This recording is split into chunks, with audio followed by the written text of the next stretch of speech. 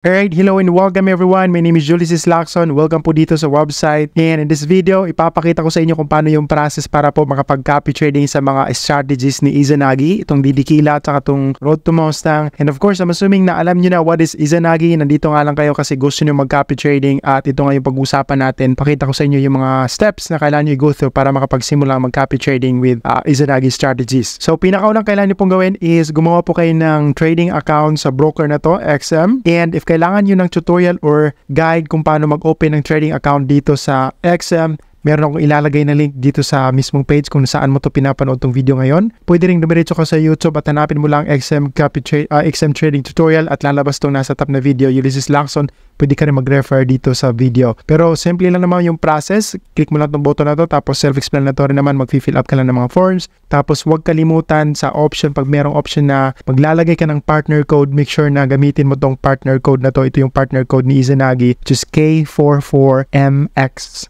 Once your XM account is successfully verified, pwede na kayo mag-login sa inyong account. At next na gagawin nyo kasi nga yung purpose nyo is mag-copy trading kayo, hanapin nyo lang sa left side sa mga menu dun sa dashboard na yung XM account copy trading. Click nyo lang at maroute kayo sa page na to na kung saan dito na kayo gagawa ng copy trading account or itong investor. Pagdating nyo dito, click nyo lang tong button na to nasa top right. Tapos create investor at dito sa have a partner code, make sure na lagyan nyo nga ng partner code which is K44MX. Ito nga ang partner code na to, K44MX. Ito yung partner code ni Izanagi. At from here, self-explanatory naman yung process. Pagkatapos mo tong create investor account, magkakaroon ka ng ID dito sa top. At yan yung i-fill up mo pagkatapos dito ngayon sa copy trading wallet. Yes, pagkatapos dito sa next page, maglalagay ka ng iyong ID. So make sure na bago ka mag-click sa button sa baba para mag-fill up na ng form at makakuha ng password sa mga strategy, make sure na prepare mo na yung ID mo dito. So dito ngayon, pag gusto mo i-copy trade itong si Didikila, kailangan nyo po ng at least $200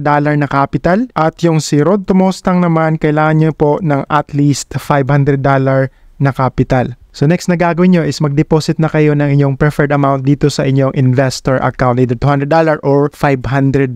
Then last step, para makapag-start na kayo mag-copy trading is click nyo yung button na nasa baba at i-visit nyo tong page na to. Dito na kayo mag-fill up ngayon ng kailangan mga information para ma-verify na yung account was created through Izanagi partnership with XM. And if kailangan nyo ng support or assistance sa mga steps na pinakita ko dito, you can contact our support team through Telegram. So ilalagay ko din po yung link dyan sa baba. Make sure lang na naka-install yung Telegram nyo para easy, diretso-diretso kayo pwede mag-message dun sa support team natin. Yun lang, and if you still have questions, you can also leave a comment sa page na to, or yun na nga, pwede nyo i-contact directly yung ating support team.